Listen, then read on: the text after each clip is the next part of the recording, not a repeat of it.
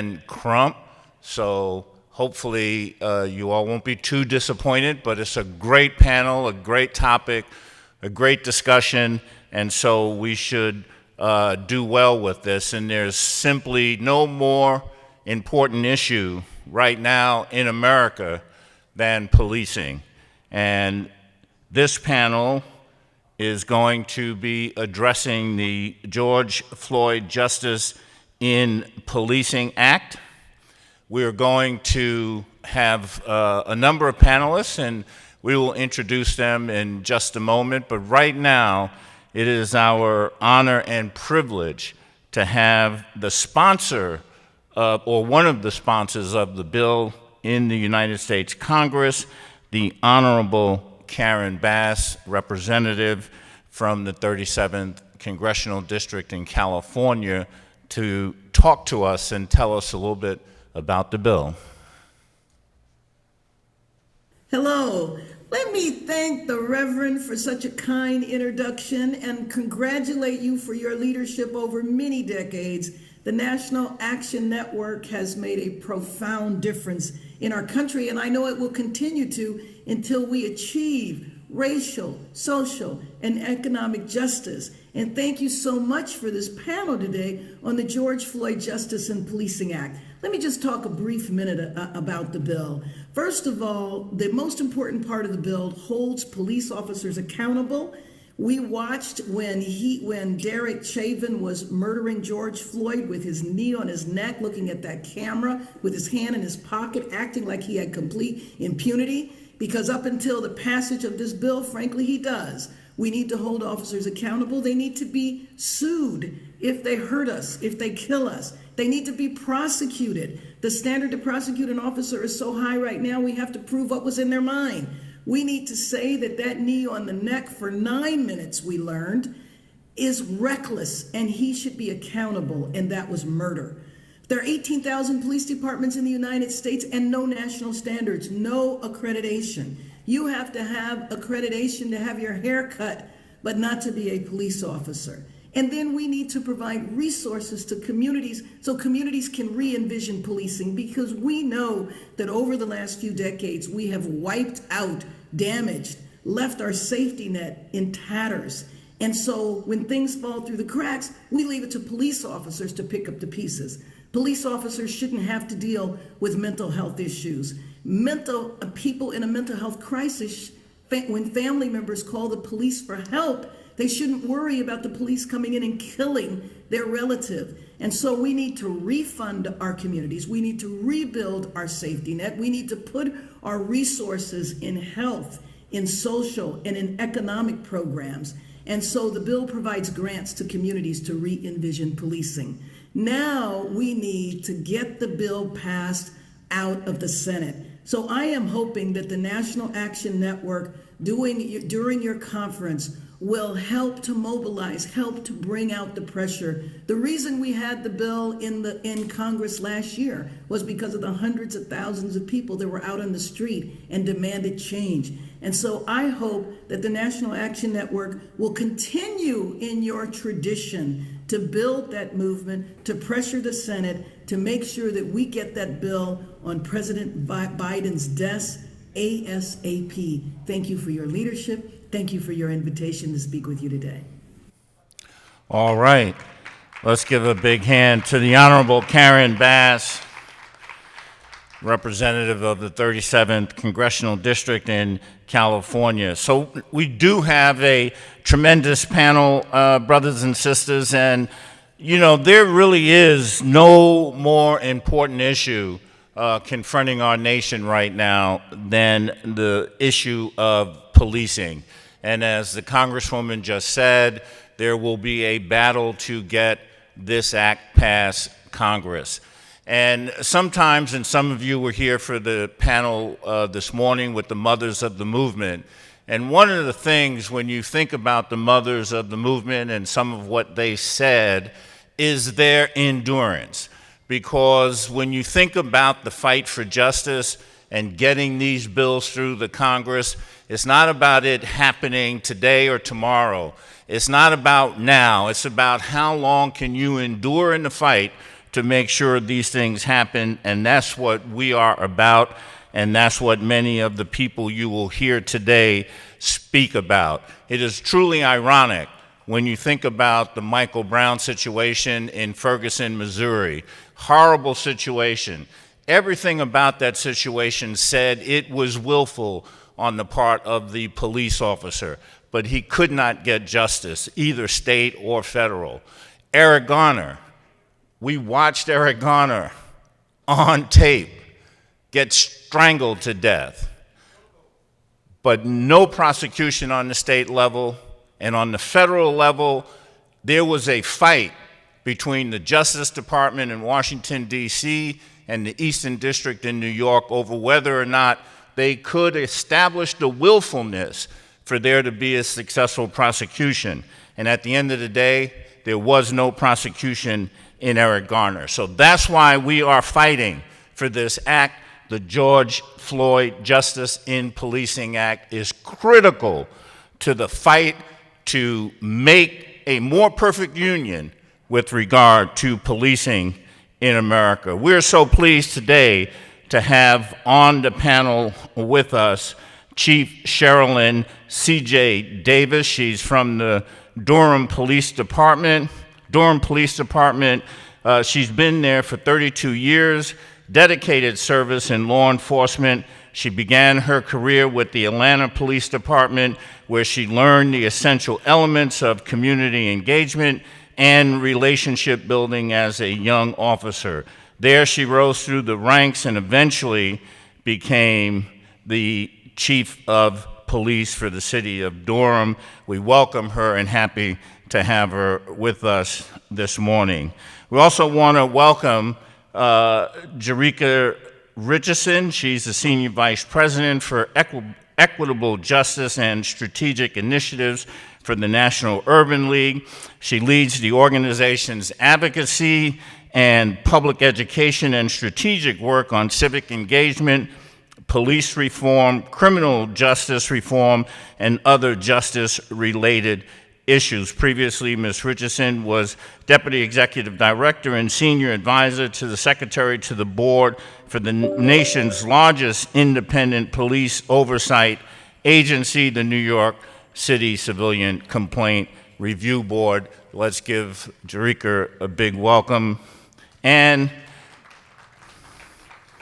we also want to welcome, and he is here live and in color, as they say, Dr. Takoye Porter. He is the president of our National Action Network Sacramento chapter, senior pastor of the Genesis Church in Sacramento. And we are pleased and happy to have Dr. Porter with us today. Let's welcome all of them. So we will kick it off. I will start by asking Chief Davis. Chief, please say hello to everybody and just give us some initial thoughts on this very important topic. Well, good afternoon, Mr. Hardy and distinguished panelists, and definitely to Reverend Sharpton and the Honorable Karen Bass and NAN. Thank you for giving us an opportunity, Noble, for always being a part of these very critical conversations. Today, we all hurt once again. We are all very frustrated and perplexed as we mourn the tragic death of another African-American male, Daunte Wright, at the hands of the police. So while Noble has been very, very active and engaged in reform efforts, we all know it's not enough. There's still much work to be done, as it was said earlier by Senator Booker. There's much work to be done, but we just appreciate this opportunity that you all are leading in this dialogue and providing a platform for our voices, the voices of the National Organization of Black Law Enforcement Executives, to be heard at this very painful but pivotal time in our nation's history. So thank you very much. All right. Jerika Richardson, a few words to get us going. Thank you, Mr. Hardy, Reverend Sharpton, and everyone at the National Action Network, as well as the rest of my colleagues on this distinguished panel. I'm Jerika Richardson, Senior Vice President for Equitable Justice at the National Urban League. And it truly is an honor to be having this conversation at this time, because we all know the history of slavery and its roots in this country, whether we're talking about overseers and slave patrols to black codes and Jim Crow. You know, despite integration, despite a lot of the gains that we've seen with more diversity and law enforcement, for us as people of color, and particularly African Americans, policing has just not been synonymous with public safety. And so I'm really glad that we are taking this moment to talk about this really important piece of legislation, because I think it's one of the tools in our toolkit that we need to really improve the quality of life for civilians and for law enforcement alike. All right, thank you. Thank you. Dr. Porter, Dr. Porter, a few words to get us going on this topic. topic. Yeah, well, good afternoon, and to you all and to those back on the West Coast, good morning. It's a pleasure to be here in New York and with my National Action Network family to discuss this very important and relevant issue of the day. We're seeing news come out all the time in regards to bad policing and police misconduct, and so we definitely need to make sure that we get something passed federally so that we can stop burying our babies, right? And mourning and protesting, and get something good happen for our communities. What happens good for our community will benefit all communities. And so I'm glad to be here and to be along with these esteemed panelists. Thank you. All right. Jerika, let me start with you. And could you outline for us why civil rights organizations like National Action Network and the Urban League support this legislation? Well, it's for many of the reasons that Representative Bass laid out. We really need a comprehensive approach that tackles accountability, that ends racial profiling, that makes lynching a federal crime, that really gives our communities the opportunity to empower themselves and really redefine what public safety means. And then if we're talking about saving lives, all we have to do is look at George Floyd and Eric Garner and Breonna Taylor, and we really need to fundamentally ban chokeholds and no-knock warrants, because it's killing our community. And I think one of the other things that it's really underscores why we need the comprehensive approach, because right now we don't see equity in the way justice is meted out. If we take a look at the recent reports about the officer involved in the Jacob Blake case and the Jacob Blake incident, he's now back on the job.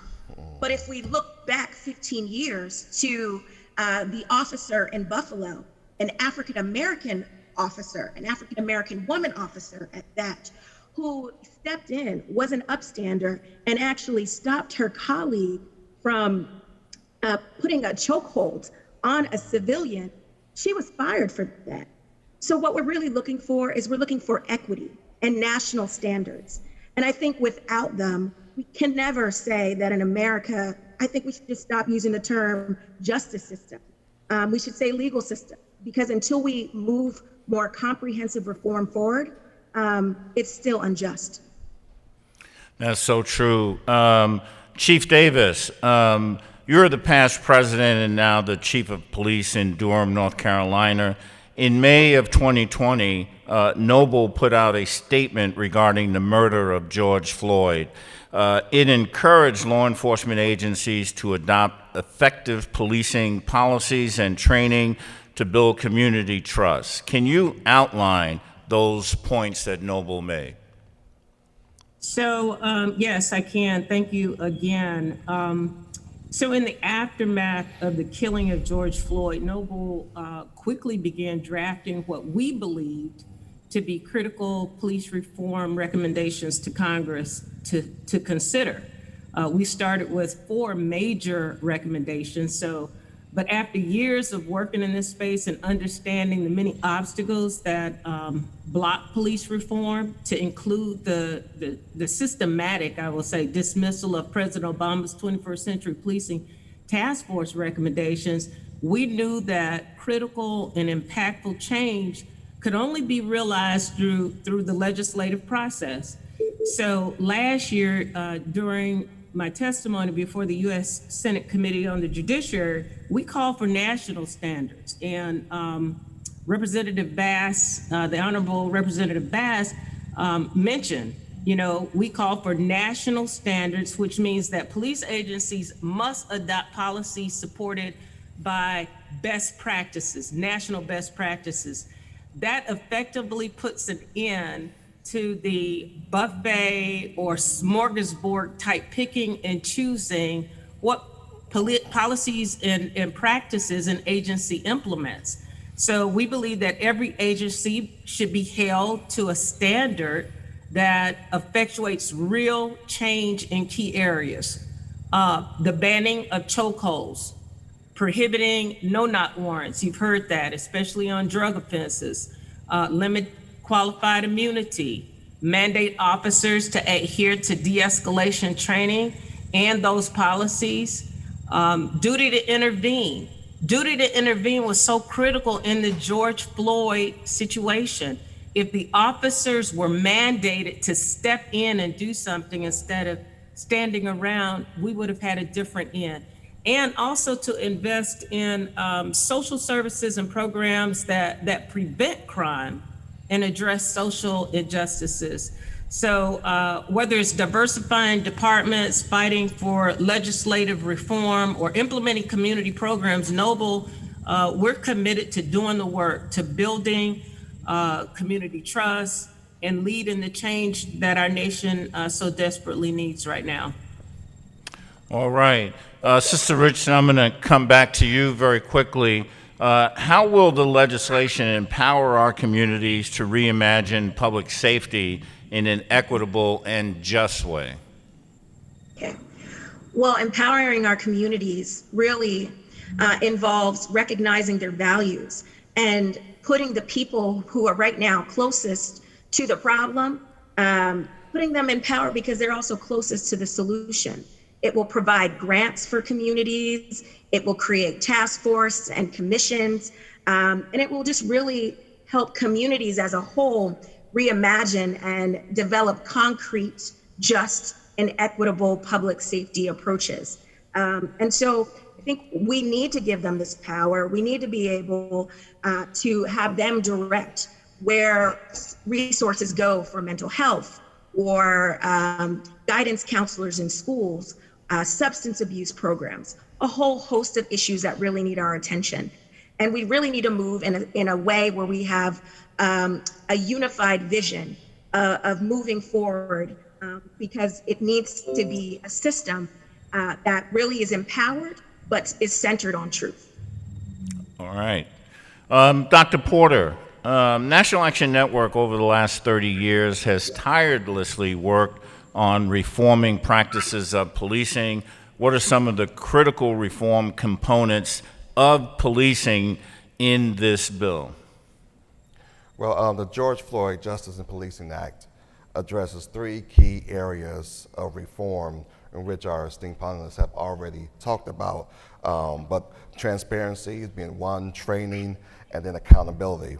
We've talked about the banning the use of chokeholds, and more specifically carotid holds, which are very deadly in itself, but as we've seen with George Floyd, can cause death in itself. And so there's that. Then there's the banning the use of no-knock warrants, which we all know what happened in the case of Breonna Taylor. And we know that case, but what about the cases that we don't know that this occurred to? So we're banning the use of no-knock warrants, requiring officers to intervene to prevent abuse. It was just stated upon by the chief, requiring national standards for police departments and officers as well, creating that standard across the board nationally, so that it's not just a pick and choose option to how you want to police in a certain state, city, neighborhood. Also, this Another key component of this bill is restricting police access to weaponry designed specifically for military. I think this is very important because police should not turn our communities into battlefields. Police forces should not act like an occupying force. And we know this to be true, especially in underserved communities, in our brown and black communities. They come in with the tanks and the big guns and all that just for us, and whom they've sworn to protect and serve.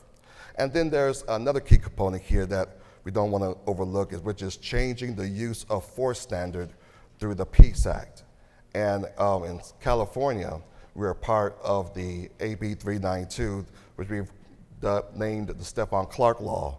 And the Peace Act is very similar to what we passed in California, which says that whether it's going to evaluate use of force from whether the force was reasonable to whether it was necessary. So it changes it from reasonable to necessary. Necessary means that another reasonable federal law enforcement officer will objectively conclude under the totality of the circumstances that there was no reasonable alternative to the use of force. What this does is establishes a de-escalation tactic and technique. And again, we're happy to say that California led off in that measure where we changed that necessary, we included necessary into that context in the Stephon Clark Law. All right. Chief Davis, I'm going to come back to you, and I'm going to give you a two-part question. One is, why is it so difficult on the state level to get the kind of enforcement and prosecution of police officers when they do wrong? And which is one of the underlying reasons why so much effort is now going into, as has been historically the case, when you're battling states' rights, to try to get people simply to act right. Why do you think that's so difficult on the local and state level? Well, I think history sort of speaks to that much of the practices and protocols are so steeped in history and even in support of law enforcement, traditional law enforcement for years. Many states continue to support outdated practices that do not support the rights of individuals and citizens. And certain protections have been on the books for many, many years, and that environment and that climate still exists, and it's very hard to penetrate. It was mentioned earlier about 18,000 law enforcement agencies, but those 18,000 law enforcement agencies are led by individuals that are supported by elected officials, and sometimes it's very, very hard to move that needle at the state level. And with regard to that then, in terms of the work that you're doing with Noble, how does your organization lead the reform work from the law enforcement perspective to impact the change that we are all seeking? So since 1976, Noble has really served, even though we are small in number compared to the 18,000. But since 1976, and you think about that era, we've served as a conscience of law enforcement by being committed to justice by action, not just talking about what needs to be done, but trying to effectuate laws to create meaningful change. But as members of minority populations, we feel uniquely positioned to lead in these conversations, because the parallel that exists between our history and our profession, there is something to be said about that. When I get up in the morning, I don't wake up with my uniform on. I wake up as an African-American female that's very much in touch with my community, the injustices of the past. And Noble feels that we are in a position where we should push for change. We represent 3,000 members internationally. We are primarily all Black chief executives of law enforcement agencies in the feds, in the state, and in local municipalities, and also law enforcement administrators and criminal justice practitioners. So Noble's put out a couple of publications that we believe are sort of roadmaps. One is under our current president, Linda Williams, is entitled Reimagining Public Safety. It was a task force that was put together, and they published in the last few months a roadmap for communities and their law enforcement agencies to reimagine public safety and make strategic funding decisions. And then another one that I helped sponsor was in partnership with John Jay College. And this was a document about the future of public safety as well, what direction we should go. So even though there are 18,000 law enforcement agencies throughout the nation, Noble has taken some very bold steps to engage leaders outside of our membership. We are trying to touch the leadership in other agencies that don't look like us, because I can control what happens in the city of Durham, but I can't control or influence what happens in small town USA. And, I spoke about the 21st century policing principles, which are based on a foundation of constitutional policing, legitimacy, and procedural justice. These concepts, which promote sweeping changes, are clearly outlined in the George Floyd Justice and Policing Act. So I believe that we must continue to support legislation like the George Floyd Justice and Policing Act and other legislative proposals that ultimately ensure safe and livable communities for people of color.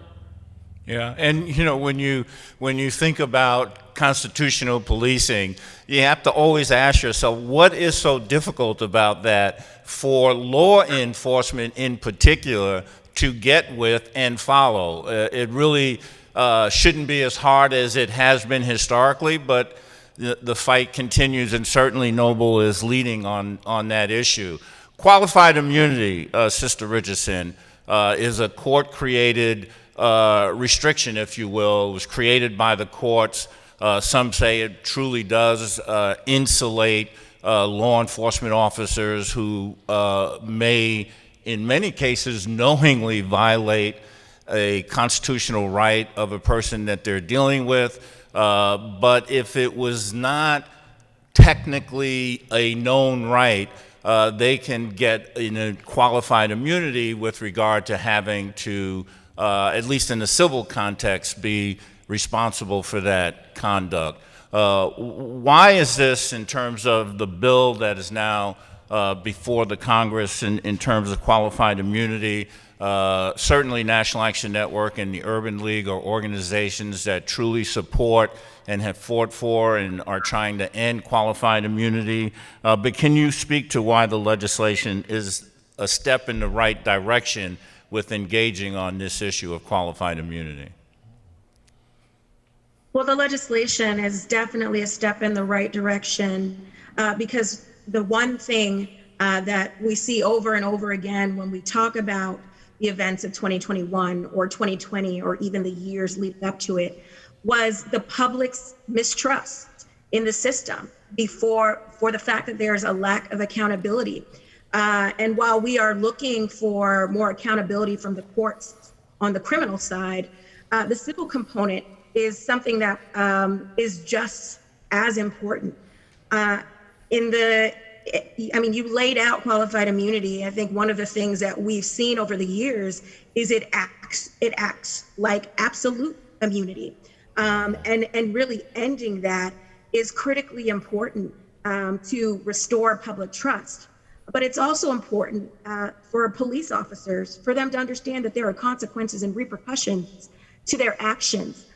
Right now, we have civilians in these settlement agreements. Essentially, the public is paying the price for these settlements. And so we really need to have members of law enforcement abide by their oath, really live up to the duty that has been given them.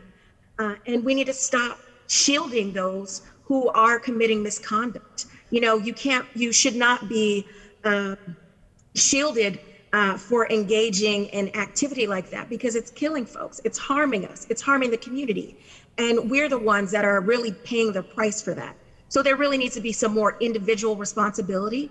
And I think the power of the purse and really forcing folks to have to be financially held responsible for their actions is an extremely important step.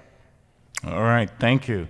Dr. Porter, as the nation watches the George Floyd, well, I should say the Derek Chauvin trial for the killing of George Floyd, many are filled with dread as we await as we approach the moment when we may see the jury get this case, and of course the jury will have to make a decision and try to reach a verdict. The purpose of the George Floyd Justice in Policing Act is to make it easier to hold officers accountable for their actions. Hypothetically, had the bill been signed into law before last summer, can you talk about how the components of the bill would impact the trial we have been watching? Yeah, well, the George Floyd Justice in Policing Act changes the standard for prosecuting and convicting officers that unlawfully kill or brutalize people. So current law requires evidence that an officer meant to kill someone or violate their civil right. Thus, we have to try to build up the case of them meaning to do something, meaning to kill someone or for their misconduct. The George Floyd Justice in Policing Act calls for prosecution when an officer is reckless and kills someone or violates their civil right. What does this mean? This tells us that whether Derek Chauvin meant to kill George Floyd shouldn't matter. What matters is that George Floyd is dead at the hands of an officer sworn to serve and protect and enforce the law, and those responsible must be held accountable. Also, the George Floyd Justice and Policing Act bans chokeholds. We've said this countless of times. So the move that Derek Chauvin used to kill George Floyd will be illegal. That means that George Floyd could be alive today. If that was it, once this bill was enacted. It was enacted before George Floyd tragedy happened. He could be alive today, and we would not even know the name of George Floyd. The George Floyd Justice and Policing Act will make it so that Derek Chauvin was facing a federal felony for using a chokehold to kill George Floyd.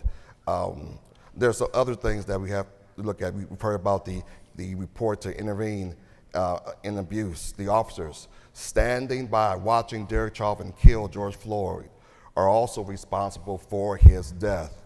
They are complicit in his death and should be held accountable. And the George Floyd Justice and Policing Act requires training for federal officers on their duty to intervene when they see another officer using excessive force and incentivizes states to do the same. Had the bill been law, all of the officers would have been trained on their duty to intervene, as we have stated before, when Chauvin clearly used excessive force by kneeling on George Floyd's neck for what we now know was over 9 minutes, and they will be penalized for their inaction. Also, I think the other thing that we can look at is that the act makes it so that the public is informed, and this is key, about officers being corrupt, dangerous, and abusive. So there's a transparency there. Since joining the Minnesota Police Department in 2001, Derek Chauvin had at least 17 complaints filed against him. In 2017, Officer Tao was sued for excessive use of force against a man and a woman who was 8 months pregnant, according to the complaint. The George Floyd Justice and Policing Act sets up a national database of abusive, racist, violent, and/or corrupt officers so communities can see who they are and prevent them from being hired as officers anywhere else after they are fired. Both of these officers will have been included in the national registry established by the George Floyd Justice and Policing Act.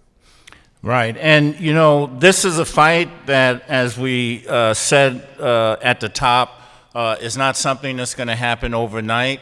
We have to be diligent in doing this. There are bills in front of the Congress right now, and so we have to be out on those front lines trying to get those bills through the Congress, because at the end of the day, and as the chief alluded to, policing should be constitutional, should be fair and impartial, and should certainly not be based on race. And so with that said, I want to give our panelists a moment to close us out. We thank you for being with us. Of course, you know, once you get going, the time just kind of shoots by so quick. So I want to give our panelists an opportunity to close us out. And let me just start with you, Chief Davis. Thank you, Mr. Hardy, again, and thank you to my distinguished panelists. I really appreciate the opportunity. But you know, the continual cycle of the shocking incidents between police and citizens, it just begs the question of how do we keep ending up here? How is it that we have not moved the needle far enough that these egregious incidents continue to play out over and over again? So I can say that Noble will continue to work towards the day when police executives and civic leadership can stop having to explain away the failures of our profession. I believe that the George Floyd Justice and Policing Act, it is the perfect start as a national mandate for law enforcement agencies around this country. So again, thank you for allowing us to have an opportunity to have voice on this platform. All right, Sister Richardson. Well, thank you all for having me. And I agree with Chief Davis that the George Floyd Justice and Policing Act really lays the groundwork for meaningful reforms. But I want to just reiterate to our community and to all those watching that it is the floor, and there is still work that needs to be done. And we need to be engaged both on the state and local level to push forward reforms. And just one quick call to action, because as we think about Dr. King and the fierce urgency of now, we see everything that's happening around us. We have to act. So the National Action Network, the National Urban League, the NAACP, the Legal Defense Fund, and many others really have been banding together around a campaign to ensure that this George Floyd Justice and Policing Act passes in its original form. So please reach out to your senators and encourage them to keep these meaningful reforms. Don't weaken this bill. And you can do that by texting Justice Now to 52886. Again, that's Justice Now to 52886. Thank you so much for having me. All right, and Dr. Porter. Yes. Well, I just want to say I'm glad to be a part of this organization, the National Action Network, under the leadership of Reverend Al Sharpton, to fight for change in such a bold manner. You know, for far too long, our nation has met the cycle of police brutality and racism with tinkering at the edges instead of real change. And to be clear, we cannot and will not accept an incremental approach to justice, nor go through this cycle over and over again. Just this past week, we have seen tragedy happen again in Minnesota with the murder of 20-year-old Dante Wright by Brooklyn Center police officer Kim Potter, an experienced, quote-unquote experienced officer who couldn't tell the difference between a taser and a gun. Enough is enough. And we are sick and tired of burying our young, protesting in the streets, marching, just to get fair policing in our communities. We have to transform the culture of policing to help save lives. And now is the time to take this meaningful step to reimagine what kind of America we want to build, an America where all people can live safely and freely. Thus, we must urge members of the Senate to support the passage of the George Floyd Justice in Policing Act, to take it up and work to strengthen it.